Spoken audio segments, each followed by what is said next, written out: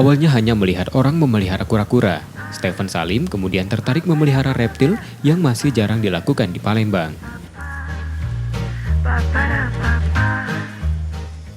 1 tahun terakhir, Stephen tak hanya memelihara, tapi menangkarkan kura-kura jenis sulcata asal Afrika.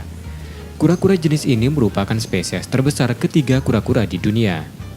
Stephen kini memiliki 34 ekor kura-kura besar yang berhasil ditangkarkannya, yang berada di kawasan Jalan Basuki Rahmat, Palembang.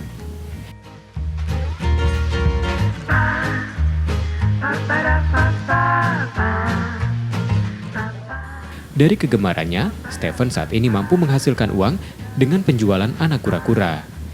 1 ekor anakan kura-kura dibanderolnya 1,3 juta hingga 1,5 juta rupiah. Sedangkan untuk usia dewasa, kura-kura sulcata dihargai sampai puluhan juta rupiah per ekornya. Stephen bahkan memastikan peminat kura-kura jenis sulcata cukup banyak, tak hanya dari Sumatera Selatan, tapi juga dari luar Sumatera Selatan.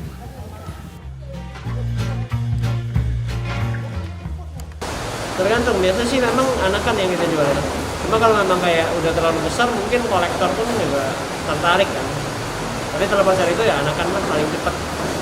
Dan luar kota juga banyak sebenarnya. Cuman kayak kita untuk lokal sendiri aja tuh belum bisa memenuhi demand-nya sih. Saking terlalu banyak yang mau sih ya kita juga belum, lokal aja belum ketampung.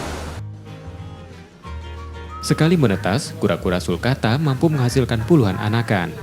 Tak jarang sebelum menetas, anak kura-kura di penangkaran Stephen sudah lebih dulu dipesan penggemar kura-kura.